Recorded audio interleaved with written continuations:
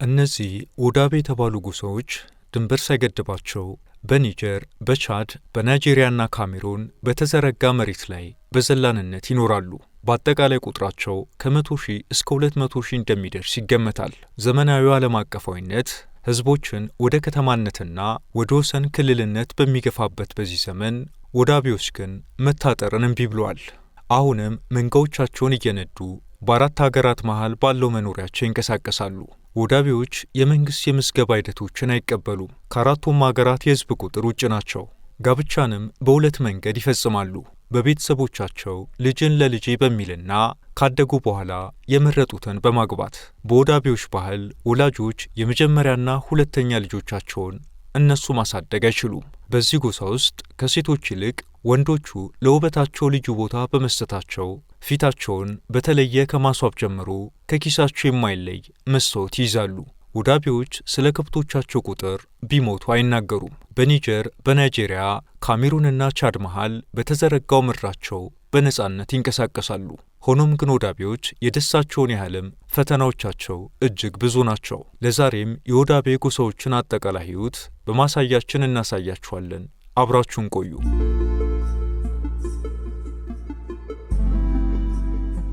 ዘመናዊ የሀገራት ድንበሮች የውዳቤዎችን የመንቀሳቀስ ነጻነት ሊገድቡ አልቻሉም። ምክንያቱም የእነሱ የጉዞ መስመሮች ከቅኝ ግዛት ድንበሮች መፈጠር በጣም ቀድሞ የነበሩ በመሆናቸው ለአካባቢያዊ አስገዳጅነቶች እንጂ ስለ አገራት ሕግጋት የሚያውቁት ነገር የለም። ምንም እንኳን የመኖሪያቸው መስመር በቻድ፣ በኒጀር፣ በናይጄሪያና ካሜሩን ደረቃማ መሬቶች ላይ የተዘረጋ ቢሆንም ለውዳቤዎች ግን መስመራቸው አንድ እንጂ በአራት ሀገራት ላይ የሚገኝ አራት አይደለም።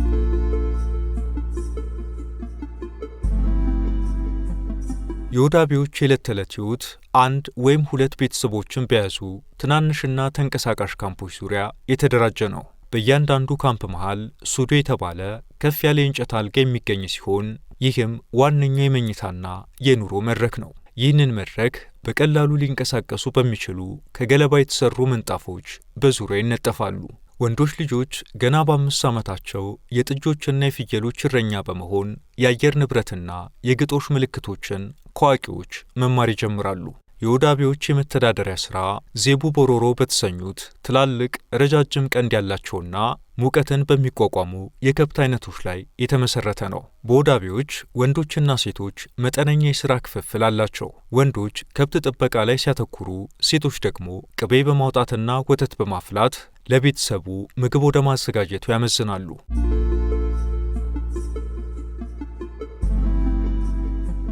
ሌላው የውዳቤዎች አስገራሚው ባህላቸው ወላጆች የመጀመሪያና ሁለተኛ ልጆቻቸውን በቀጥታ በስማቸው ጠርተው ማነጋገር አለመቻላቸው ነው። ከዚህም ባለፈ ፊት ለፊት ከእነዚህ ልጆቻቸው ጋር በቀጥታ ማውራት አይችሉም። በዚህ ምክንያት በአብዛኛው የመጀመሪያና ሁለተኛ ልጆች የሚያድጉት አያቶቻቸው ጋር ወይም አክስና አጎቶቻቸው ጋር ነው። ወላጆች እነዚህን ልጆቻቸውን ፊት ለፊት ሲያገኟቸው በሰዎች ፊት ፍቅርና እንክብካቤ ማሳየት ፈጽሞ አይፈቀድም።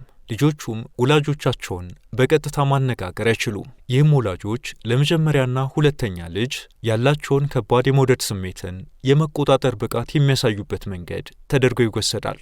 ከሦስተኛው ልጅ ጀምሮ ግን ወላጆች ልጆቻቸውን በራሳቸው የማሳደግና የማነጋገር መብት አላቸው። ጉዳዩ ታዲያ ልጆችን ብቻ የሚመለከት አይደለም። ባልና ሚስትም በሕዝብ ፊት ወይም በሌሎች ሰዎች ፊት እርስ በርስ ስማቸውን ፈጽሞ አይጠራሩም። ሌላው ቀርቶ በቀጥታ ዓይን ለዓይን እየተያዩ መነጋገር እንደ ነውረኝነት ይቆጠራል። ታዲያ ባልና ሚስት በሰው መሃል ሲሆኑ እንዴት ይግባባሉ ከተባለ ውዳቤዎች ለዚህ መላ ያሉትን አስቀምጠዋል። ይኸውም እርስ በርስ መነጋገር ሲፈልጉ በምልክት አለዛም ማንም ወደሌለበት ዞር ብለው ማውራት ይችላሉ። ባልና ሚስት ወይም ወላጅና ልጅ በመካከላቸው የኀፍረትና የርቀት ገደብ ሲያበጁ በማኅበረሰብ ውስጥ አለመግባባቶች እንዳይፈጠሩና የቡድን ሰላም እንዳይናጋ ትልቅ አስተዋጽኦ ያደርጋል ብለው ያምናሉ። ይህ ባህል በትዳር ውስጥ ያለውን የጋራ ክብርን ለማሳየትና ማኅበራዊ ርቀትን ለመጠበቅ ይረዳል ብለው ያምናሉ። በውዳቤዎች ባህል ጋብቻ በሁለት መንገድ ይፈጸማል። አንደኛው ልጆቻቸው ገና በሕፃንነት ዕድሜ ላይ ያሉ ወላጆች ልጅን ለልጄ ተባብለው ቃል የሚገባቡበት ነው። ሆኖም ልጆች ግን ካደጉ በኋላ ሐሳባቸውን መቀየር ይችላሉ። ልጅህን ለልጄ የጋብቻ አይነታቸው በማኅበረሰቡ አጠራር ኮብጋል ይባላል። ይህ የሚደረግበት ትልቁ ምክንያት ተብሎ የሚቀመጠው ሀብትንና ጥምረትን በቤተሰብ ውስጥ ለማቆየት ሲባል በወላጆች በኩል የሚፈጸም ስምምነት ነው። ጋብቻው በሚፈጸምበት ጊዜ በርከት ያሉ ከብቶች በጥሎሽ ክፍያነት ይሰጣሉ።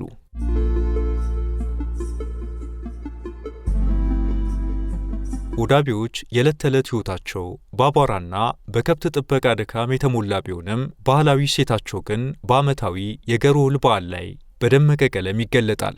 በክረምት ማብቂያ ላይ የሚከበረው ይህ በዓል በዓለም ላይ የተለመደውን የወንድና የሴት የፍቅር ግንኙነት አጀማመር ሙሉ በሙሉ የቀየረ ነው ይባልለታል። በያኬ ውዝዋዜ ወቅት ወጣት ወንዶች በትከሻ ለትከሻ ተያይዘው በበረሃው ፀሐይ ስር በመቆም ዓይኖቻቸውን ያገላብጣሉ፣ ጥርሶቻቸውን ያሳያሉ። ወንዶች ፊታቸውን በባህላዊ ሸክላ ለመቀባትና ራሳቸውን ለማስዋብ ሰዓታትን ያጠፋሉ።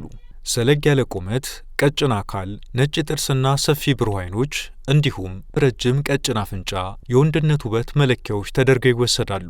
ማራኪነታቸውን ለመጨመር የሰጎን ላባዎችን በፀጉራቸው ላይ ይሰካሉ።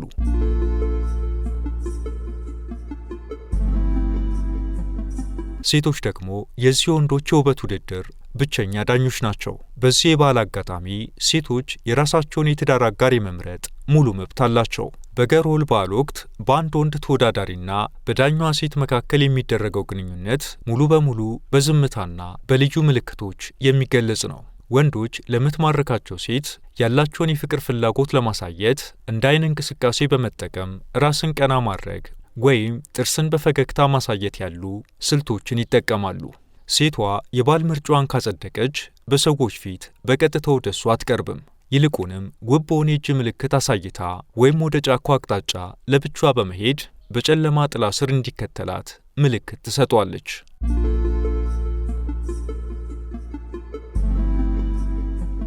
ሁለተኛውና በራሳቸው ፍላጎት የሚመሰረተው የጋብቻ አይነት ቴጋል በመባል ይታወቃል።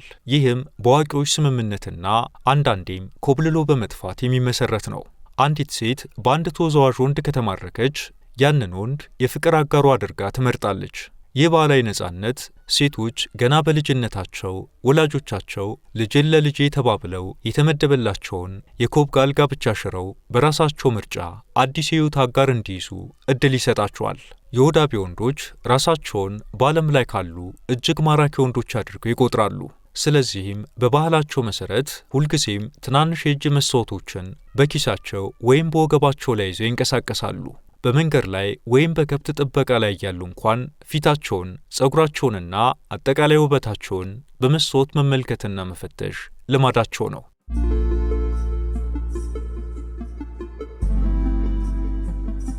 አንድ የውዳቤ ጎሳ አባል ስላለው የከብት ብዛት ትክክለኛውን ቁጥር ለውጭ ሰው በጭራሽ አይናገርም።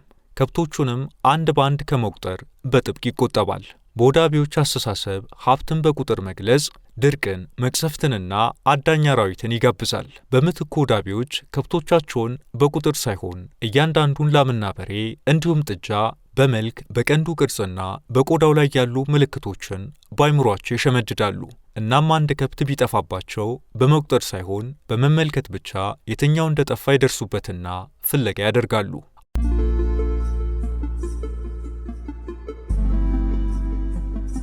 ለአንዲት የውዳቤ ሴት በሚያማምሩ ቅርጾች ያጌጡ የቅል ዕቃዎች እጅግ ውድ ንብረቶቿና የማኅበራዊ ደረጃዋ መገለጫዎች ናቸው። በገሮል በዓል ወቅት ሴቶች በጥንቃቄ የተቀረጹትን የቅል ስብስቦቻቸውን ዳንካ በተባለ ልዩ የእንጨት መደርደሪያ ላይ ለእይታ ያቀርባሉ። አንድ ትልቅና በጥሩ ሁኔታ የተያዘ የቅል ስብስብ የዚያችን ሴት ባለጸግነት፣ ወተት በማቀነባበር ረገድ ያላትን ታታሪነትና የቤተሰቧን ክብር በጎሳው ዘንድ ከፍ አድርጎ ያሳያል። ሆኖም ከ2000ዎቹ መጀመሪያ ጀምሮ የቱሪዝም መስፋፋት በበዓሉ ላይ የውጭ ታዛቢዎችንና ክፍያዎችን ስላስተዋወቀ ባህላዊውን የፍቅር ምርጫ ወደ ትወና ትዕይንት የመለወጥና ትክክለኛነቱን የመቀነስ ነገር ተስተውሏል።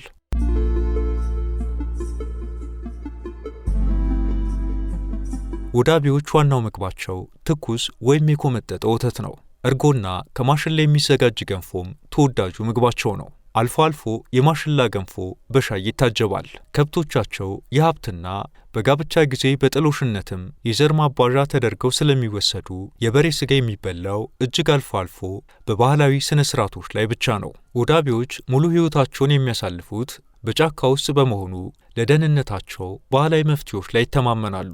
በአንገታቸው፣ በወገባቸው ወይም በክንዳቸው ላይ ላዬ የተባሉ ከቆዳ የተሰሩ ክታቦችን ያስራሉ። እነዚህ ትናንሽ የቆዳ ክታቦች በውስጣቸው የተቀደሱ ያሏቸውን ስሮች ወይም በሽማግሌዎች የተዘጋጁ ልዩ የእጽዋት መድኃኒቶችን ይይዛሉ። እነዚህ የተቀደሱ ስሮችና የእጽዋት ቅመሞች እባቦችን ያርቃሉ፣ ከከብት ሌቦችና ከጫካ ክፉ መናፍስት ይጠብቃሉ ብለው ያምናሉ። አንድ የውዳቤ ቤተሰብ ለወቅታዊ ስደት ካምፑን ነቅሎ ለመጓዝ በሚዘጋጅበት ጊዜ ለምግብ ማብሰያነት ሲጠቀምባቸው የነበሩትን 3 ከባድ የምድጃ ድንጋዮች በመሬት ላይ ትቶ የመሄድ ግዴታ አለበት። ለጉዞ በሚነሱበት ጊዜ እነዚህን ድንጋዮች መስበር፣ መበተን ወይም በእግር መምታት በፍጹም የተከለከለ ነው። ውዳቢዎች እነዚህ የምድጃ ድንጋዮች የቤተሰቡን የቀረ ሙቀትና መንፈሳዊ በረከት እንደያዙ ያምናሉ። እነሱን ማውደም በጉዞ ወቅት በከብቶቻቸው ላይ መቅሰፍት፣ በሽታ ወይም ድንገተኛ መካንነት ያመጣል ብለው ይፈራሉ። ውዳቢዎች አካላዊ ጥቃትንና ግጭትን በጥብቅ ይጸየፋሉ። ጠባያቸው በጫካ ውስጥ እንዳሉና አደጋን በብልሃት እንደሚያልፉ ወፎች ተደርጎ ይገለጻል። አለመግባባቶችን በውይይትና በሰከነ መንገድ ለመፍታት ይጥራሉ። ከብት መስረቅ ወይም እምነት ማጉደል ማኅበረሰቡን ስለሚጎዳ በጥብቅ የተከለከለ ነው። ይህንን የጣሰ ሰው ንብረቱን ከመክፈልም ባለፈ ከማኅበረሰቡ እንዲገለል ይደረጋል።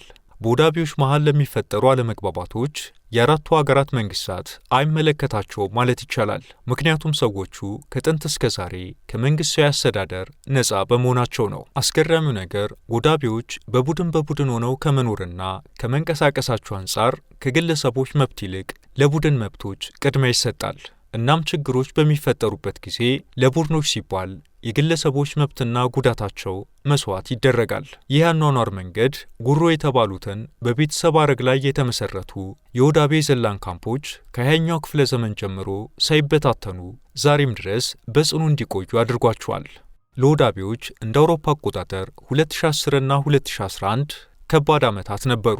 ምክንያቱ ደግሞ በአካባቢያቸው ተከስቶ በነበረው ድርቅ እጅግ በርካታ ከብቶቻቸው ከማለቃቸው የተነሳ ሕይወታቸውን ለማስቀጠል ሲሉ ሳይወዱ በገዳቸው ወንዶቹ ብቻ ወደ ኒያሚ ወደ መሳሰሉ ከተሞች በመሰደድ እሽግ ውሃ፣ ሻይና ትናንሽ ቁሳቁሶችን በመሸጥ በጊዜያዊ ሥራዎች ላይ ተሰማርተው አሳለፉ። በዚህም መንገድ ከተሞች ላይ ሰርተው የሞቱባቸውን ከብቶች በጥቂቱም ቢሆን ገዝቶ መተካት በመቻላቸው ተመልሰው ወደ ዘላንነት ሕይወታቸው ገብተዋል። ይህንንም ያደረጉት ድንገት ተነስተው ሳይሆን በውዳቤ ማኅበረሰብ ሽማግሌዎች ቀደም ሲል ችግር በሚከሰትበት ጊዜ ተብሎ በተቀመጠው ፑላኩ በተባለው የሥነ ምግባር መርህ መሠረት ነው። ውዳቤዎች ፑላኩ የተባለ የሥነ ምግባር ሕግ መርህ አላቸው። አንድ ሰው ስሜቱን ፍላጎቱንና ቃላቱን መግታት መቻሉ በማኅበረሰብ ውስጥ ትልቅ ሰው የመሆኑ መገለጫ ነው። ከልጅነት ጀምሮ እያንዳንዱ ሰው ሙኒያል ማለትም የላቀ ጽናትና ትዕግሥት እንዲኖረው ተደርጎ ይኮተኮታል። አንድ እረኛ ከብቶቹን በድርቅ ቢነጠቅ፣ በዱር እንስሳ ጉዳት ቢደርስበት ወይም ከባድ የድካም ስሜት ቢጫጫነው እንኳ ሙሉ በሙሉ ስሜቱን የመክታትና የተረጋጋ ገጽታ የማሳየት ግዴታ አለበት። በሰው ፊት ማማረር ወይም የተስፋ መቁረጥ ስሜት ማሳየት መላውን የቤተሰብ ሐረግ የሚያዋርድ የደካማነት ምልክት ተደርጎ ይወሰዳል። በጉዞ ወቅት ካምፖች በዝናብ ሁኔታ ላይ ተመስርተው የሚቀየሩ ሲሆን በበጋ ወደ ሰሜን አረንጓዴ ሳር ፍለጋ ይጓዛሉ። በዚህም እርጥበት አዘል በሆኑ አካባቢዎች ከሚበራከተውና ለከብቶች ጠንቅ ከሆነው በሽታ ይሸሻሉ። በበልግ ወይም በደረቅ ወቅት ደግሞ ካለምንም ግጭት ውሃና የሳር ግጦሽን ለማግኘት የመረጃ ልውውጥ ዘዴያቸውን በመጠቀም ወደ ደቡባዊ ክፍሎች ይመለሳሉ። ይህ መንቀሳቀስ ልማድ ማኅበረሰቡን ከታላላቅ የተፈጥሮ አደጋዎች የሚጠብቅ ጋሻ ሆኖ ያገለግላል። የወተት ተዋጽኦችን ለቤት ውስጥ ፍጆታ ብቻ ሳይሆን እንደ ቱዋሬግና ሐውሳ ካሉ አርሶ አደሮች ጋር በባህል የሸቀጥ ልውውጥ መሠረት ማሽላና አልባሳትን በወተት ተዋጽኦቻቸው ይቀይራሉ።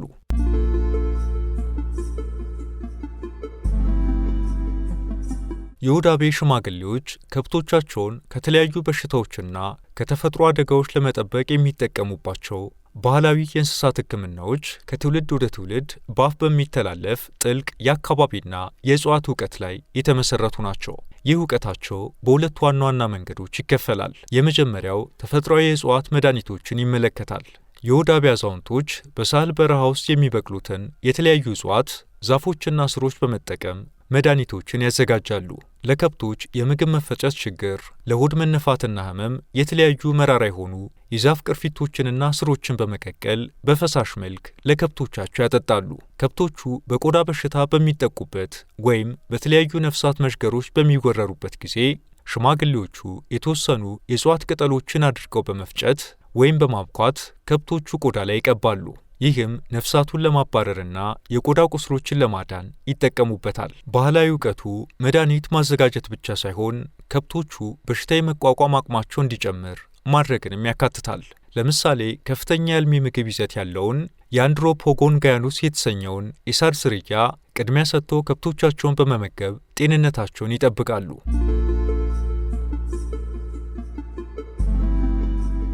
ሌላው ሕክምናቸው መንፈሳዊ ጥበቃንም ያካትታል። በመሰብሰቢያ ካምፖቻቸው ውስጥ ተላላፊ በሽታዎች እንዳይገቡ ለመከላከል ሽማግሌዎች የተወሰኑ የዛፍ ቅጠሎችንና ሙጫዎችን በመሰብሰብ ከብቶቹ በሚያርፉበት ስፍራ ዙሪያ ያጨሳሉ። ይህ ጭስ በሳይንሳዊ መንገድ ትንኞችንና ተላላፊ ነፍሳትን የሚያባርር ሲሆን በባህሉ ደግሞ ክፉ መናፍስትን የሚያሳድድ የተቀደሰ ስነ ስርዓት ተደርጎ ይወሰዳል። ወዳቢዎች ከብቶቻቸው በበሽታ እንዳይጠቁ በወቅታዊ ስደት ወቅት የሚረግጡትን አፈር በጥንቃቄ ይመርጣሉ። ከብቶቻቸውን ወደ አዲስ የግጦሽ መሬት ከመውሰዳቸው በፊት የጎሳው ሽማግሌዎች የከዋክብትን አቀማመጥና የተፈጥሮ ምልክቶችን ያጠናሉ። እነሱ በሚለዩቸው የተወሰኑ የከዋክብት ስብስቦች በሚታዩበት ወቅት ከብቶቻቸውን ልዩ መድኃኒትነት ያላቸው ሳሮችና ጨዋማ አፈር ወደሚገኝበት አካባቢ ይነዳሉ። ይህም ከብቶቹ ዓመቱን ሙሉ ጤናማና ፍሬያማ እንዲሆኑ ይረዳል ብለው ያምናሉ።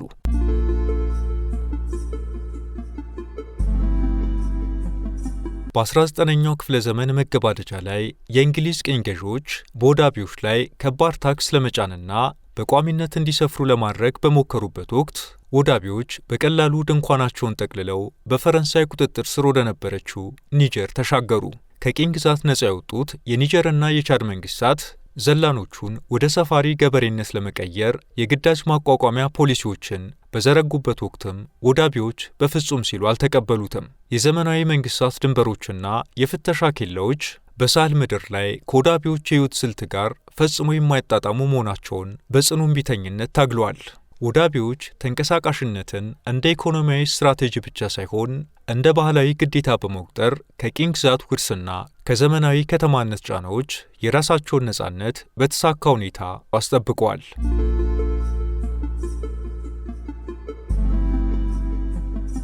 በአሁኑ ጊዜ የወዳቤ ሕዝብ ከፍተኛ የተፈጥሮና ማኅበራዊ አደጋዎች ተደቅነውበታል።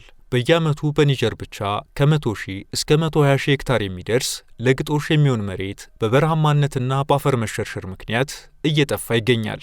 ይህ ስነ ምህዳር መዛባት በተከሰቱት ድርቆች ሳቢያ የከብት መንጋዎቻቸው እጅግ እንዲቀንሱ አድርጓል። ከዚህ በተጨማሪ የአርማታን ደረቅ የበረሃ ነፋስ የአፈር መድረቅንና የእንስሳትን የእስትንፋስ በሽታ አስከትሏል።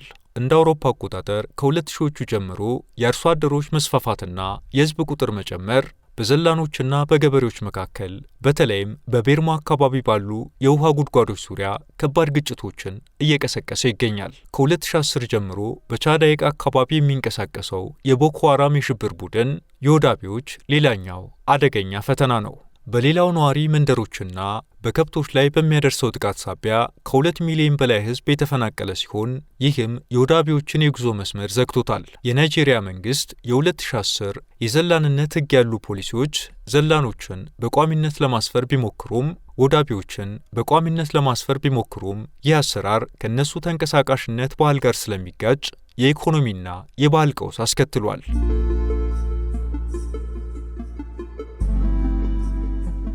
የወዳቢ ወጣቶች ወደ ከተማ በመሄድ የዕለት ሥራና የእርሻ ሥራዎችን በመጀመራቸው ጥንታዊውን ዘላንነትና የውበት እሴት አደጋ ላይ ጥለውታል። አረጋውያን ይህንን ሁኔታ የማንነት መጥፋት አድርገው ቢመለከቱትም ወጣቶቹ ግን እንደ ገሮል ያሉ ዋና ባህሎቻቸውን ጠብቀው የመንግሥት አገልግሎቶችን ለማግኘት አዲስ የተዳቀለ ማንነትን ለመፍጠር እየሞከሩ ይገኛሉ። አብራችሁን ስለቆያችሁ እናመሰግናለን። ላይክ እና ሳብስክራይብ በማድረግ እንዲሁም የተሰማችሁን ኮሜንት ላይ በማስፈር አጋርነታችሁን እየጠየቅን በዚህ ጉዳይ ላይ ቢሰራ የምትሉት ቢኖር ሁሌም ዝግጁ ነን። የዛሬውን አበቃን። በያላችሁበት ሰላም